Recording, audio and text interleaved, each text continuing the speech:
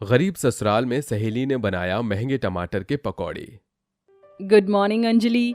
जैसे ही अंजलि बालकनी में आती है तो बहुत जोरों से बारिश हो रही होती है, जिसे देखकर वह डांस करते हुए गाना गाती है। आसमां में जैसे बादल हो रहे हैं, हम धीरे धीरे धीरे पागल हो रहे हैं। मैं तो मर जाना हाय, वो ना जो मिलने आए, सांसें जुड़ी हैं उनकी सांसों से, याद पिया की आने लगी, हाय भीगी भीगी रातों में। इतनी अच्छी बारिश के मौसम में पकौड़े शकौड़े खाने को मिल जाए तो डबल मजा आ जाएगा। ये कहकर अंजलि अपनी माँ मोना के पास आती है। Good morning mother India. क्या बात है, यहाँ तो पहले से ही पकौड़े बन रहे हैं। तेरे लिए ही बनाए हैं, तुझे बारिश में पकौड़े खाना पसंद है ना, इसलिए स्पेशली टमाटर के पकौड़े बनाए हैं। मम्मी प्लीज आप ये पकौड़े पैक कर दीजिए। यू नो ना, मेरी सहेली पूजा को टमाटर के पकौड़े बहुत पसंद है, वो इसे खाकर खुश हो जाएगी। ये सुनकर मोना गुस्से में चढ़कर कहती है, Anjali why can't you understand, दोस्ती अपने लेवल के लोगों में अच्छी लगती है, हम हाई क्लास हैं, तुम नहीं जानती है गरीब लोग अमीर लोगों को लूटने के लिए गले पड़ते हैं, इन्हें मुंह मत लगाओ बेटा। बस कीजिए मम्मी, अब मैं अपनी सहेली के लिए एक शब्द और नहीं सुनूंगी। पूजा मेरी सहेली और रहेगी, मुझे उसके गरीब होने से कोई फर्क नहीं पड़ता। हाई क्लास बिजनेसमैन की बेटी होने के बाद भी अंजलि में जरा भी घमंड नहीं था। उसके लिए पूजा, जो कि बहुत ही गरीब परिवार से थी, उसकी पक्की सहेली थी। थोड़ी देर में अंजलि पकौड़े लेकर पूजा के घर आती है, जहां बारिश के कारण घर की छत जगह जगह से टपक रही थी और फटा पुराना सूट पहने हुए पूजा बारिश में बर्तन लिए खड़ी थी। अंजलि तू इतनी बारिश में यहाँ मेरे घर, तू ठहर, मैं तेरे बैठने का इंतजाम करती हूँ। पूजा कोने में रखी कुर्सी को पोंछकर अंजलि को बैठने को कहती है। चल तू यहाँ बैठना, मैं जरा सफाई कर लूँ। तू यहाँ बैठ और ये बाल्टी मुझे दे और ये टमाटर के पकौड़े खा, वरना पकौड़े ठंडे हो जाएंगे तो टेस्ट नहीं आएगा। पूजा खुशी से टमाटर के पकौड़े खाने लगती है। वाह तेरी मम्मी बहुत ही टेस्टी टमाटर के पकौड़े बनाती है, मजा आ गया। तू मेरी खुशी के लिए इतना सब क्यों करती है? क्योंकि तू मेरी सहेली है और तुझे खुश रखना मुझे अच्छा लगता है। जिस गरीबी में पूजा जी रही होती है वहां उसे रूखे सूखे के सिवा कुछ नहीं मिलता था और अंजलि ये जानती थी कि पूजा को टमाटर के पकौड़े खाना बहुत पसंद है, इसलिए वह पूजा को टमाटर के पकौड़े खिलाती थी। मगर अंजलि के अमीर माँ बाप को अंजलि का पूजा के साथ रहना पसंद नहीं था, इसलिए कुछ वक्त बाद उन्होंने अंजलि की शादी एक अमीर खानदान में कर दी। वहीं पूजा की शादी भी हरिप्रसाद के गरीब घर परिवार में हो गई। आओ नई बहू, हमारे गरीब घर में तुम्हारा स्वागत है, आज से इसे अपना ही घर समझो। देवरानी जी इस कलश को गिराकर घर के अंदर आ जाइए। जी जेठानी जी। इसीलिए कि पूजा ने अपने घर में गरीबी देखी थी, उसने खुद को अपने गरीब ससुराल में ढाल लिया। कुछ दिनों के बाद अब हर रोज बारिश शुरू हो जाती है। अब तक तो हरिप्रसाद और ललित ठेका मजदूरी करके घर चलाते थे, मगर बारिश ने उन्हें हर साल की तरह एक बार फिर बेरोजगार कर दिया था। अरे गोलू, आज तू स्कूल नहीं गया? दादाजी मैं स्कूल कैसे जाऊं, बाहर इतनी बारिश हो रही है और घर में एक ही छाता और वो पूरी तरह से फट गया है, मेरे लिए एक नया छाता ला दो। ठीक है गोलू, मैं तेरे लिए बाजार से छाता ले आऊंगा। ललित बेटा, इस वक्त बारिश के कारण हमारे पास कोई काम नहीं है और पता नहीं ये बारिश कितने दिन तक होगी। हमारे पास जो पैसे हैं उसे हिसाब से खर्च करना। ये हालत सिर्फ हरिप्रसाद के घर का नहीं था, बल्कि हर गरीब के घर का यही हाल होता है। इतने में पूजा ललित से कहती है, सुनो जी, घर में बनाने के लिए एक भी सब्जी नहीं है, थोड़े पैसे दे दो, मैं सब्जी ले आऊंगी। ललित अपनी फटी पुरानी जेब में हाथ डालकर 50 रुपए का एक मुड़ा तोड़ा नोट निकाल कर देता है। ये लो पूजा, अभी जो है यही है। ठीक है जी, मैं सब्जी लेने बाजार जा रही हूँ। बेचारी गरीब पूजा बारिश में भीगते हुए सब्जी मंडी आ जाती है, जहाँ सब्जी की बढ़ी हुई कीमत देखकर वो कहती है, सारी की सारी सब्जियाँ इतनी महंगी हो गई हैं, एक काम करती हूँ, आलू और टमाटर ले लेती हूँ। आलू खरीदने के बाद पूजा बचे हुए पैसे लेकर टमाटर के ठेले पर आती है। बारिश का इतना अच्छा मौसम हो रहा है, अभी मेरे पास 15 रुपए बचे, इससे टमाटर खरीद लेती हूँ। आज घर जाकर सभी के लिए टमाटर के पकौड़े बनाऊंगी। भैया आधा किलो टमाटर तौल देना। ये लो बहन जी, आधा किलो टमाटर का 50 रुपए दे दो। 50 रुपए? मगर मेरे पास 15 रुपए हैं। ये सुनकर दुकानदार गरीब पूजा से टमाटर छीनकर सारे बाजार उसकी बहुत बेइज्जती करता है। ला दे ये टमाटर, बड़ी आई 30 रुपए किलो टमाटर खाने वाली। अरे पूरे बाजार में टमाटर 100 रुपए किलो बिक रहे हैं।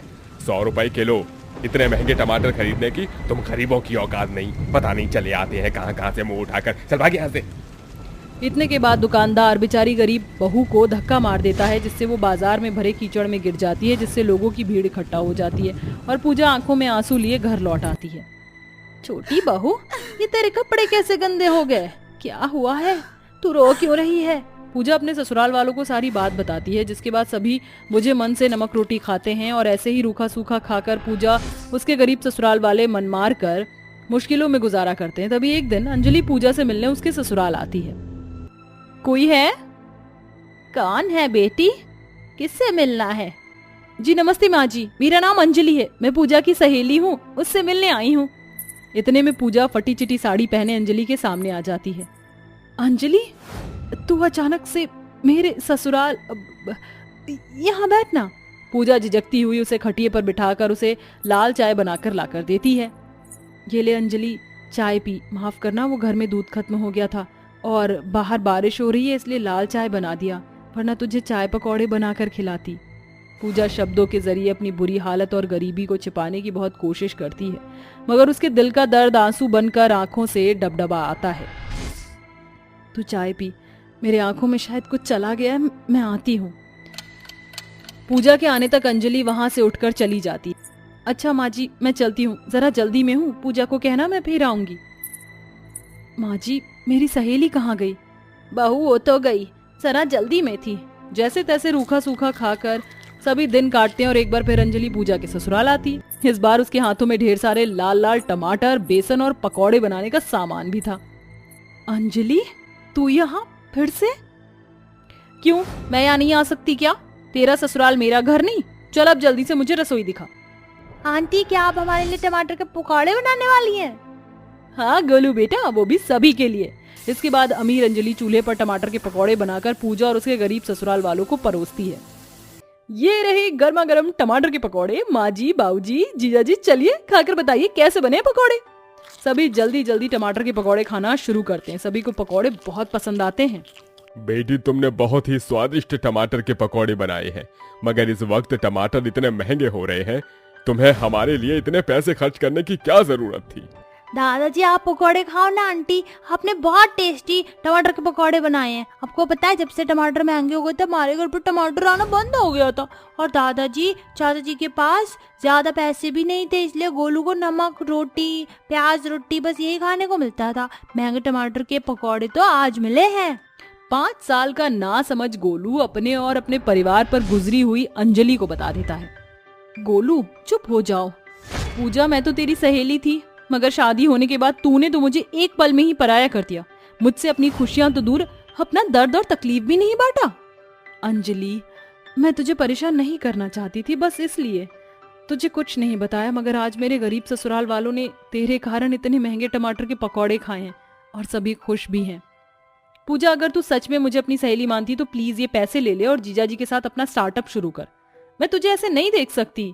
आखिर में पूजा पैसे ले लेती है। अंजलि ना सिर्फ अपनी सहेली पूजा और उसके गरीब ससुराल वालों को महंगे टमाटर के पकौड़े खिलाकर उनके उदास चेहरे पर खुशियां लाती है, बल्कि पैसे से भी उनकी मदद करती है, जिससे ललित अपना काम शुरू करता है और उनके हालात ठीक होने लगते हैं। सीबो और गुंजा की आंखों में आंसू भरे होते हैं। गुंजा का गरीब पिता गोपी पैसों की तंगी के कारण गांव में एक खैराती अस्पताल में 1 महीने से बेड पर पड़ा हुआ होता है।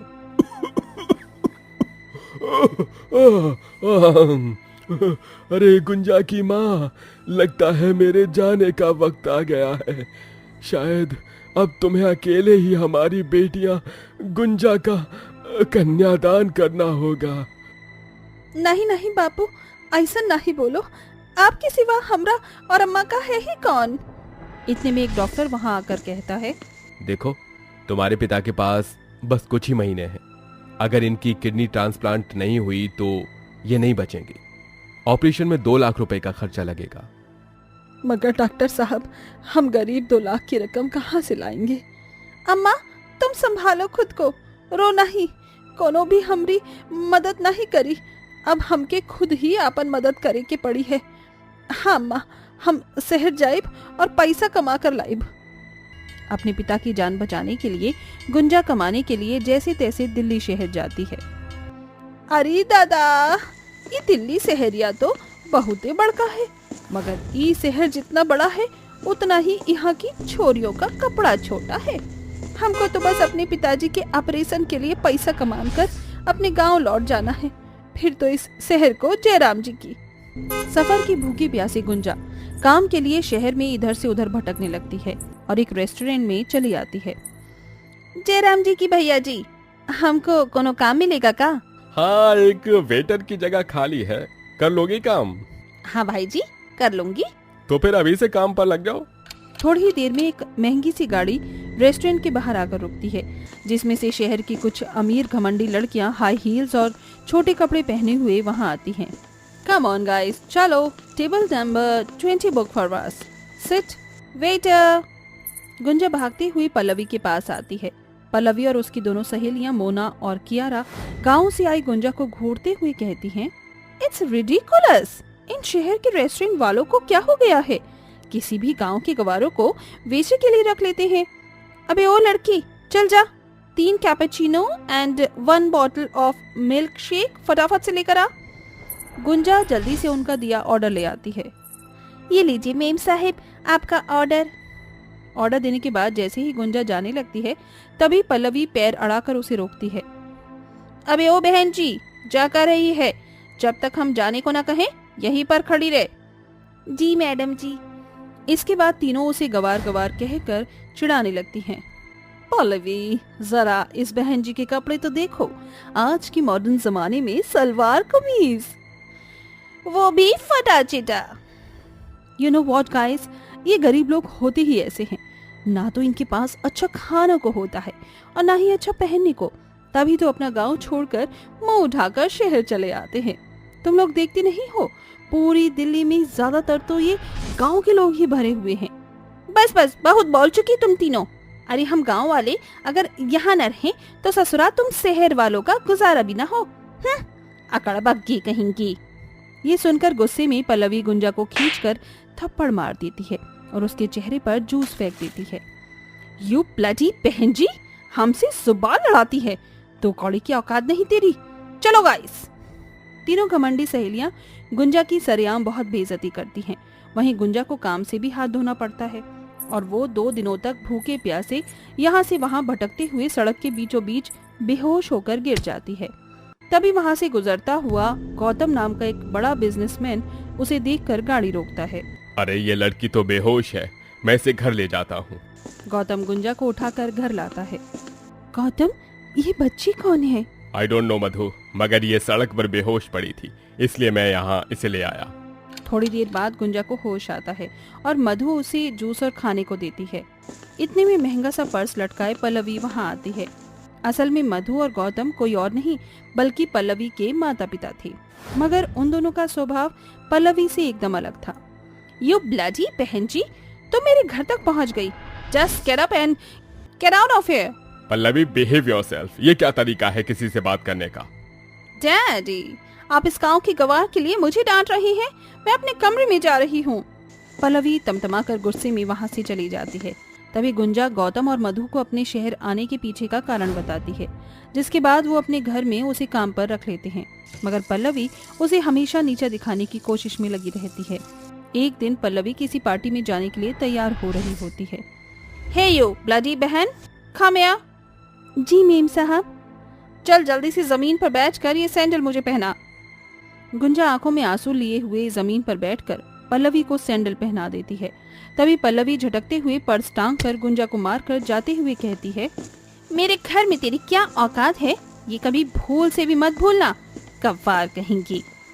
ऐसे ही वक्त गुजरता है और फिर पल्लवी की तबीयत बहुत तेज खराब हो जाती है, मगर उसके साथ गुंजा भी बहुत बुरी तरह बीमार हो जाती है। गौतम, तुमने एक बात नोटिस नहीं किया, जब हमारी बेटी पल्लवी बीमार होती है, गुंजा भी तभी बीमार होती है, जैसे दोनों सगी बहनें हों। मधु, ये हम दोनों अच्छे से जानते हैं कि पल्लवी हमारी बेटी नहीं। भूल गई, वो हमें सालों पहले भीड़ में मिली थी। गौतम की बातें गुंजा सुन लेती है। असल में शहर के अंदाज में जिंदगी जीने वाली पल्लवी और कोई नहीं बल्कि गांव से आई गुंजा की बहन है। इसका मतलब पल्लवी ही मेरी खोई हुई बहन पूजा है, गुंजा की बहन पूजा। गुंजा पल्लवी को गले से लगाना चाहती थी, मगर वो मौके के इंतजार में रही और आखिरकार उसका जन्मदिन आ गया। पल्लवी, तुम कहीं जा रही हो? हाँ, मैं पब जा रही हूँ अपने फ्रेंड्स को बर्थडे पार्टी की ट्रीट देने। तुम चलोगी? क्या सचमुच? तुम मुझे अपने साथ ले चलोगी? हाँ, मगर इस सलवार कमीज में नहीं। जस्ट वेट, ये पहनो। गुंजा पल्लवी का दिया गाउन और हाई हील्स पहन लेती है। उस वक्त पल्लवी और गुंजा हूबहू एक जैसी लग रही थी, मगर पल्लवी का गुंजा को क्लब ले जाने का मकसद उसकी बेइज्जती करना था। हे पल्लो, हैप्पी बर्थडे। अरे दूर हटो तुम पल्लवी से। पल्लवी, ये बहन जी कौन है? आर यू गॉन मैड गुंजा? दिखा दिया ना गवारपना। जस्ट गेट आउट, बाहर निकलो अभी। गुंजा क्लब के बाहर खड़ी हो जाती है, मगर अभी उसे सिर्फ और सिर्फ पल्लवी की चिंता खाई जा रही थी। वहीं रोमिल नशे की गोली मिली हुई शैंपियन पल्लवी को पिलाकर उसे कमरे में ले जाकर उससे जबरदस्ती करना शुरू कर देता है। जस्ट लीव मी रोमिल, छोड़ो मुझे। ऐसे कैसे छोड़ दूं? पहले तो तुम शहर की छोरियां छोटे छोटे कपड़े पहनकर हम जैसे लड़कों को अट्रैक्ट करती हो और फिर नाटक करती हो। पल्लवी जैसे ही भागने के लिए उठ खड़ी होती है, रोमिल कमरे में रखा वास उसके सर पर मार देता है, मगर वक्त रहते गुंजा पुलिस लेकर कमरे में आ जाती है और पल्लवी को घर ले आती है, जहां गुंजा की माँ सीबो वहां बैठी होती है। थोड़ी देर में पल्लवी होश में आ जाती है और उसी बचपन की खोई हुई यादें याद आ जाती हैं। पल्लवी, मेरी बच्ची। आप कौन है? मैं तेरी माँ हूँ बेटी। नहीं, वो रही मेरी माँ। मुझे माँ बापू मेले में लेकर गए, मगर वहाँ मेले से गुंडे ने मुझे चुरा लिया था। मधु, पल्लवी को सब कुछ याद आ गया है। बहन जी, पल्लवी आपकी ही बेटी है। सीबो की सालों पहले अपनी खोई हुई बेटी मिल जाती है और वो फूट फूट कर रोते हुए उसे गले से लगा लेती है, मगर इतने सालों से पल्लवी, जो कि एक और नए रिश्ते से जुड़ चुकी थी, उसे झुठलाया भी नहीं जा सकता था। इसीलिए पल्लवी मधु और गौतम की बेटी बनकर रही और गुंजा और सीबो भी उनके साथ उनके घर में ही रहने लगे। इस तरह गांव की गोरी और शहर की छोरी अब एक साथ रहने लगी थी।